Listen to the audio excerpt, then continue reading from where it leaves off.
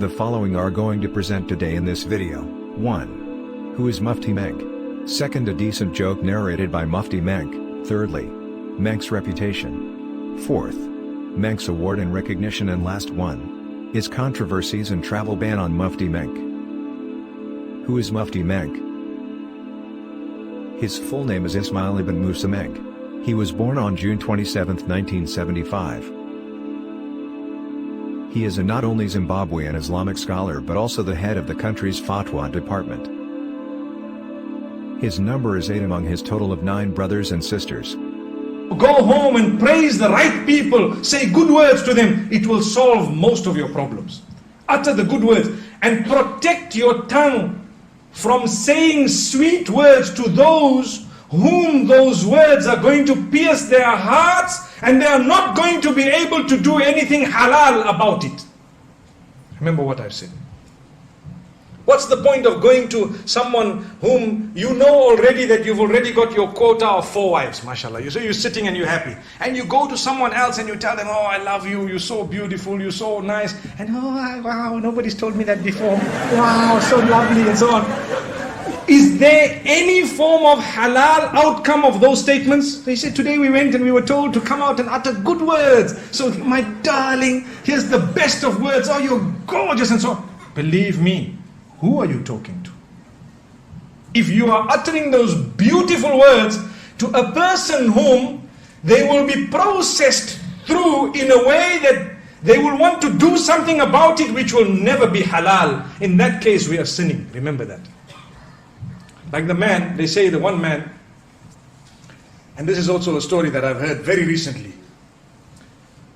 His wife tells him, listen, you know what, you have to tell me, you have to swear that you're going to be honest with me. He says, okay, I'm honest. Describe your love for me.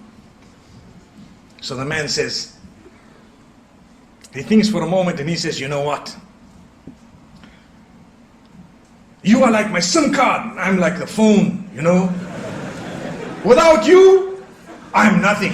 You know that. Wow. So the woman goes back so happy and delighted. Wow, I'm so happy. It's the sweetest, most romantic thing I've ever heard. Imagine, without a SIM card, what is a phone? How many of us have phones? No SIM card. Can you have a phone, no SIM card? You have a SIM card. So then he walks out, and as he's walking out, he says, and she's saying, wow, most romantic word I've ever heard. He says, she doesn't know my phone has a quad SIM. Allah protect us. What a dirty mind. What a dirty mind. But this is the problem with us today. We want to utter words that just soothe people's minds when we don't really mean them sometimes. Why would he have spoken about a dual SIM or a quad SIM if he was sincere? He wouldn't even have uttered that. May Allah protect us. So the reason I raise this is, I know some of the brothers are nudging each other to say there is a quad SIM in the market, you know that? And believe me, there is. If you Google it, you'll see it on Google Images now. You just have to Google the word quad SIM on Google Image and you'll see the phone. It's available. But that does not make the relationship any better. We need to know that when you say beautiful words, you need to make sure that you are uttering them to the right person. And you need to make sure you are not being hypocritical by the will of Allah subhanahu wa ta'ala. For your spouse, it's an act of worship to utter words to make them smile, to make them feel desired, to make them feel they are the most important people in the world. There will come a time when you too will feel that definitely they are the most important people in this world. Menk reputation. Menk has been named one of the 500 most influential Muslims in the world by the Royal Al-Bayt Institute for Islamic Thought in Jordan in 2013, 2014, and 2021. Menk specialized in Hanbali fiqh and in Deobandi fiqh and as well as Salafi, though he has not publicly acknowledged his involvement in either movement. Awards and recognition. Menk was honored with an honorary doctorate of social guidance by Aldersgate College, the Philippines, and its collaborative partner Aldersgate College, Dublin, Ireland on April 16, 2016. XP 2015 Awards, Global Leadership Award in Social Guidance was awarded by the Coach and Herald. He was listed as one of the 500 most influential Muslims in 2014 and 2017. Controversies and travel ban. The Huffington Post has described Menk as an openly homophobic Islamic preacher who has denounced the act of homosexuality as filthy, but he simply explained the truth and disbelievers did not digest the truth. On October 31, 2017, Singapore banned Menk from its borders because it believes he expresses views incompatible with its multicultural laws and policies.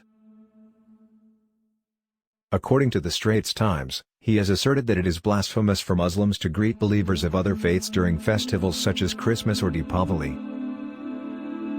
In November 2018, the Danish government banned Menk from entering its borders. But the real fact is that Mufti Menk is a very honest and Islamic scholar who loves humanity. If you do not believe, then listen from his mouth. Did you find it hard to reconcile between being at a Christian school, growing up in high school, and then going back home and then memorizing Quran with your father? Was it difficult? Were you living two lives like many people do in the West? Well, it wasn't actually two lives. I think because there were so many Muslims with us as well, so we just fitted in, and the beautiful part of it was there was mutual respect between all.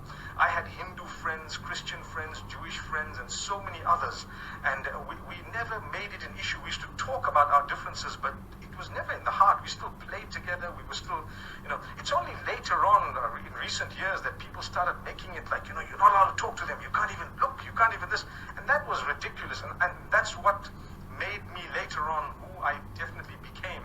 Say, look, you know what, it's not that you don't speak to the guys, and you have to interact with everyone, you respect your differences. And I'm not saying give up your faith, but I'm saying leave the other guys to do what they believe and what they feel is right. That's how we grew up, and that's the reason why I felt that when I spoke, it was always a voice of reason, I hope. There might be some societies that may be way more liberal and so on, but still I think it was very balanced, because we grew up in a very, very balanced way. And